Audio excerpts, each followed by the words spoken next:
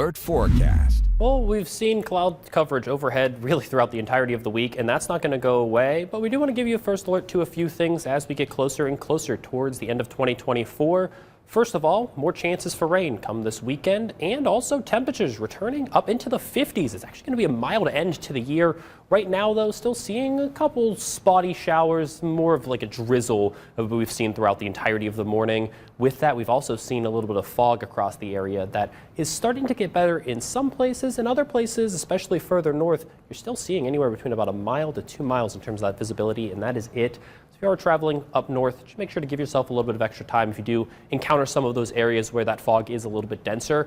We should expect to see that starting to clear as we go into the later parts of this afternoon. With that, though, unfortunately, cloud coverage remains overhead. There's not going to be much sunshine in this forecast. That means for the rest of 2024, it's going to be a lot of clouds. And with that, a couple more chances for some rain showers. First of all, our next major round of rain looks to come tomorrow, late morning, early afternoon, continuing in a more scattered fashion as we get later into the evening tomorrow night, continuing into the start of Saturday. We could see one or two spotty showers here and there.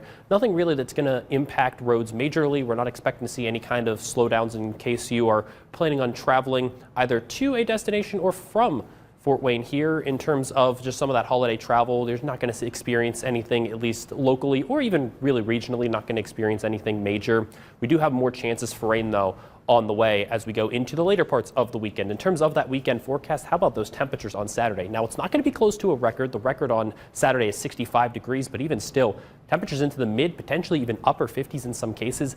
Very mild for this time of year with those isolated rain chances. Could get close to 50 yet again on Sunday with some more scattered rain chances. But it's not really going to be the biggest news that we're going to be watching towards. Of course, the next big thing we're going to be watching is New Year's Eve and New Year's Day as we ring in 2025. In terms of what we expect for both days, spotty rain chances for New Year's Eve, some of which could change over into a little bit of some wet snow depending on the timing of really when we see that rain arrive. Or if it does arrive a little bit earlier in the morning where those temperatures will be hovering right around freezing, you could see a brief snowflake, maybe a wet snowflake, that rain-snow mix.